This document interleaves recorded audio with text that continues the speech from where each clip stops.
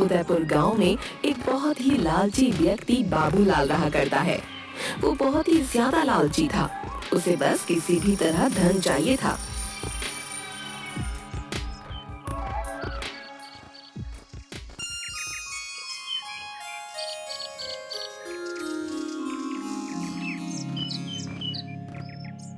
एक दिन गांव के कुछ लोग आपस में बात कर रहे होते हैं। अरे भाई, सुना है अपने गांव में चमत्कारी बाबा आए हुए? सुना है वो बहुत बड़े ज्ञानी हैं। उनसे जो भी मांगो वो अवश्य ही दे देते हैं। हाँ, क्या बोल रहे हो भाई?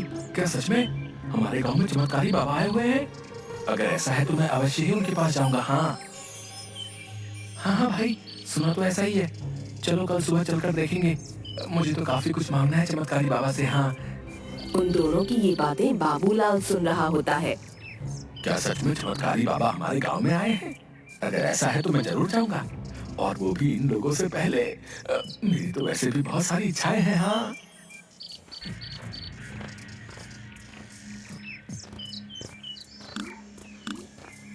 थोड़ी देर बाद वो गांव के जंगल में उस चमत्कारी बाबा के पास जाता है।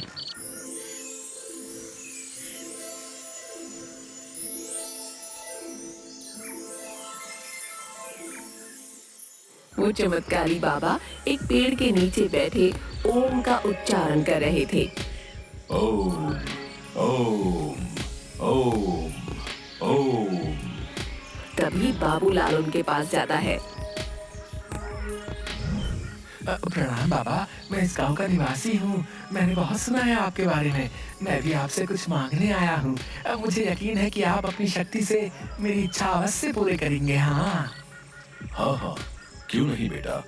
हमने 100 वर्षों के तप के बाद जो शक्तियाँ पाई हैं, हम उनकी सहायता से तुम्हारी सहायता अवश्य करेंगे। बताओ, तुम्हें क्या चाहिए? बाबा, मैं तो बस आपकी सेवा भाव से आया हूँ। लगता है ये पैतरा काम करेगा। हाँ, आप मेरे घर चले, मैं आपकी आओ भगत करना चाहता हूँ। इसके अलावा मेरे मन में कोई लालसा नहीं है। आशा करता हूँ आप मना नहीं करेंगे। आज के इस वक्त में तुम्हारे जैसा इंसान जो बिना किसी लोभ के मुझे आमंत्रित कर रहा हो, मैं अवश्य चलूंगा वत्स। जिसके बाद चमत्कारी बाबा बाबूलाल के साथ उसके घर जाते हैं।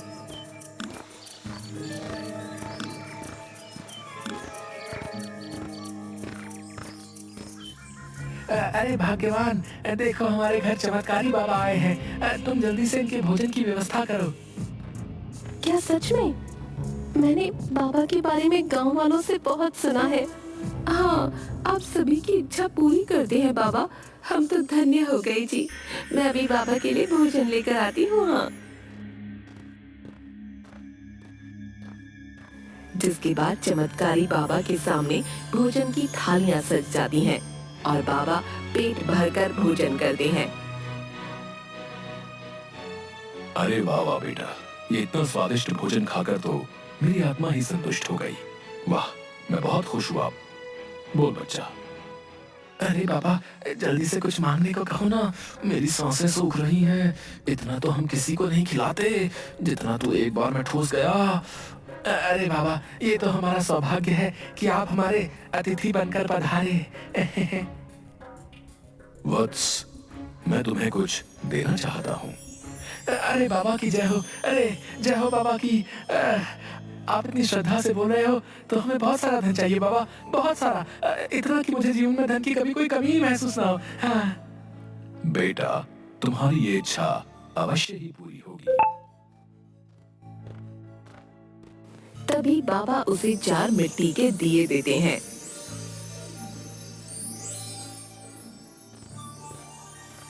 बेटा, ये 4 मिट्टी के दिए हैं जो तुम्हें धन की ओर ले जाएंगे। जब भी तुम्हें धन की आवश्यकता हो तो पहला दिया जला लेना। दिए के जलते ही तुम्हें एक दिशा दिखाई देगी जिस पर चलकर तुम्हें धन की प्राप्ति होगी। अगर तुम्हें दोबारा धन की आवश्यकता होगी तो दूसरा मिट्टी का दिया जला लेना, जिस पर चलकर तुम्हें फिर से धन की प्राप्ति होगी। अगर फिर भी तुम्हें धन की कमी महसूस हो तो मिट्टी का तीसरा दिया जला लेना, जहां से तुम्हें अपार धन मिल जाएगा। लेकिन भूल कर भी चौथा दिया ना तो जलाना है और ना उस दिशा की ओर जाना है। अगर तुमने ऐसा किया तो तुम अपना सर्वनाश कर बैठोगे। ठीक है बाबा, मैं चौथा दिया नहीं जलाऊंगा। हाँ हाँ। अच्छा ठीक है बेटा, अब मैं चलता हूँ। इसके बाद वो बाबा वहाँ से चला जाता है।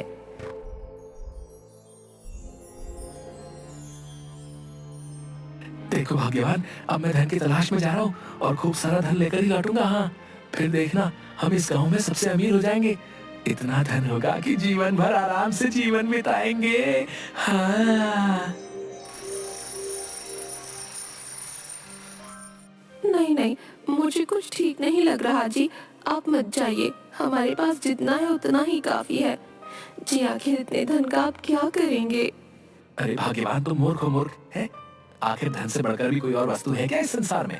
अरे तुम चुप करो, हैं? मैं जा रहा हूँ और अब तो धनवान होकर ही वापस लौटूंगा।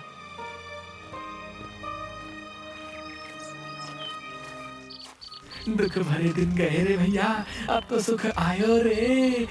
जय हो बाबा की जय हो। कितना दिमाग है मुझ में, कैसे दो चिकनी चुपड़ी बातें करके बाबा से धनवान होने की युक्ति पाली मैंने। वाह रे बाबूलाल वाह, बड़ा बुद्धिमान है रे तू। बाबूलाल वहाँ से एक जंगल की ओर चला जाता है और बाबा का दिया हुआ पहला दिया जला देता है। पहला दिया जलाते ही उसे एक रास्ता दिखाई देता है। अरे वाह, ये रहा वो रास्ता जो बाबा ने बताया था। वो उस रास्ते पर चलने लगता है। थोड़ी दूरी पर चलते ही उसे एक बूढ़ी अम्मा दिखाई पड़ती है जो बहुत ही ज्यादा रो रही होती है। अरे क्या बात है, यहाँ अम्मा रो क्यों रही है और मेरा धन कहाँ है? इस बुढ़िया से बात करके देखता हूँ। अरे अम्मा, इस जंगल में तुम अकेली और रो क्यों रही हो? अरे बेटा, मेरी उम्र पूरी हो चुकी है, अब मैं मरने वाली हूँ, लेकिन मेरा इस दुनिया में कोई भी नहीं है, इसलिए मैं रो रही हूँ। आखिर मरने के बाद कौन मुझे अग्नि देगा बेटा? मेरे पास मेरा जुड़ा हुआ कुछ धन है, लेकिन मैं उसे ही अपना धन दूंगी जो मेरे मरने के बाद मुझे अग्नि देगा। बाबूलाल ये सुनते ही लालच में आ जाता है। क्या सच में तुम्हारा कोई नहीं है अम्मा? अच्छा कोई नहीं, मैं तुम्हें तुम्हारे मरने के बाद अवश्य ही अग्नि दूंगा। हाँ हाँ, तो मुझे ही अपना धन दे देना है। ठीक है, यहाँ से कुछ ही दूरी पर मेरी एक झोपड़ी है, उसमें एक पोटली में मेरा धन रखा हुआ है। मेरे मरने के बाद तुम वो धन ले लेना और मेरे शरीर को मुख अग्नि देना। ऐसा बोलते ही बूढ़ी अम्मा के प्राण निकल जाते हैं। तभी बाबूलाल पास के जंगल में जाकर कुछ लकड़ियां लेकर आता है और उस बूढ़ी अम्मा को अग्नि देता है।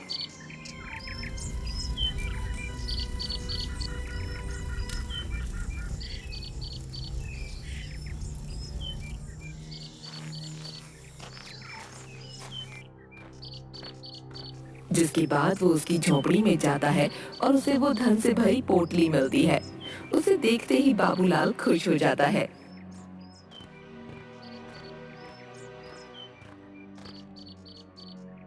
अरे वाह वाह वाह, इसमें तो सच में धन है, लेकिन ये क्या, ये तो बहुत ही कम है। इसमें भला मेरा क्या होगा? खैर, अब इसे भी रख ही लेता हूँ। हाँ, धन कितना भी क्यों ना हो, छोड़ना अच्छा नहीं है। हाँ।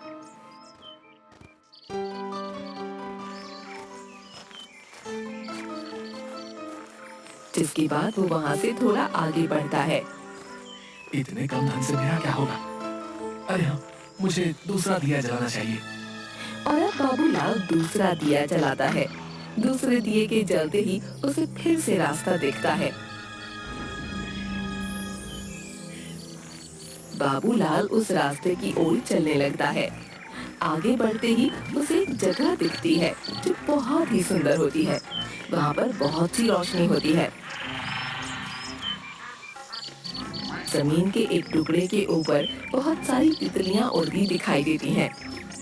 अरे लगता है ये तितलियां मुझे संदेश दे रही हैं। इस जमीन के नीचे ही धन है। हाँ। तभी वो जमीन खोदने लगता है और जमीन के अंदर से अचानक से रोशनी निकलती है। वो देखता है कि एक बहुत ही सुंदर चमकता हुआ हार वहाँ है। ये देखकर तो बाबूलाल की आंखें चार हो जाती हैं। अरे वाह वाह वाह, इतना सुंदर सोने का हार, हाय हाय, ये तो सच में बहुत सुंदर है। वाह वाह वाह वाह, इसे मैं अपनी पत्नी को दूंगा। हाँ, गाँव में इतना सुंदर हार तो किसी की भी पत्नी के पास नहीं होगा। अरे वाह वाह वाह, लेकिन भला इस एक हार से मेरा क्या होगा? नहीं नहीं नहीं नहीं नहीं, मुझे तो अपार धन चाहिए। हाँ, बाबूलाल फिर से आगे बढ़ता है और तीसरा दिया जलाता है। तीसरा दिया जलते ही उसे फिर से रास्ता दिखता है और वो उस रास्ते पर चलने लगता है। तभी वो देखता है कि चारों तरफ कुछ भी नहीं है सिवाय एक विशाल पेड़ के। उस पेड़ के पास जाता है। अरे न जाने कहाँ होगा अपार धन, मुझे तो कुछ दिखाई नहीं दे रहा है और अब तो मैं थक भी गया हूँ।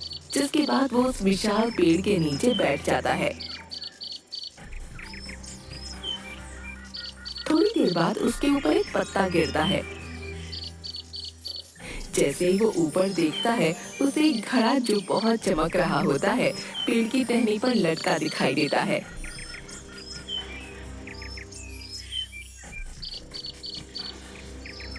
बाबूलाल ये देखकर हैरान हो जाता है। अरे ये मिट्टी का घड़ा इतना चमक क्यों रहा है? तभी वो पेड़ के ऊपर चढ़ जाता है और वो घड़ा उस टहनी से उतार लेता है। जैसे ही वो घड़े को देखता है उसकी आंखें खुली रह जाती हैं। उस घड़े में खूब सारे सोने चांदी के सिक्के होते हैं। अरे वाह वाह वाह, इतना सारा सोना चांदी, हाँ वाकई ये तो बहुत सारा धन है। हाँ, अब लगता है कि मेरे हाथ कुछ धन आया है। हाँ, लेकिन नहीं, ये भी मेरे लिए अपार धन नहीं है। लगता है चमत्कारी बाबा ने मुझे चौथा रास्ता इसलिए नहीं बताया क्योंकि वो खुद ही उस अपार धन को प्राप्त करना चाहता होगा। लेकिन नहीं, मैं ऐसा नहीं होने दूंगा। हाँ, वो अपार धन तो मेरा ही होगा। हाँ, मैं चौथे दिए को जलाकर उस चौथे रास्ते पर अवश्य ही जाऊंगा। हाँ। तभी वो चौथा दिया जलाता है और चौथे रास्ते की तरफ चलने लगता है। थोड़ी दूर चलते ही वो देखता है कि वो एक बहुत ही सुंदर महल के पास पहुंच गया है जो बहुत ही आलीशान है। अरे वाह, इतना सुंदर महल, ये कितना सुंदर है। लगता है अपार धन मुझे यही मिलेगा। हाँ। बाबूलाल उस महल के अंदर जाता है। वो देखता है कि एक बहुत ही बूढ़ा व्यक्ति चक्की चला रहा होता है और उसके आसपास अपार धन पड़ा है। इतना धन देखकर वो खुश हो जाता है। वाह वाह वाह, इतना धन तो मेरे लिए अपार होगा। हाँ, लगता है ये मेरे लिए है। हाँ हाँ हाँ। आओ आओ बेटा, मैं जानता हूँ तुम यहाँ इस अपार धन की तलाश में आए हो। ये सारा धन तुम्हारा ही है, लेकिन तुम्हें और धन भी मिल सकता है।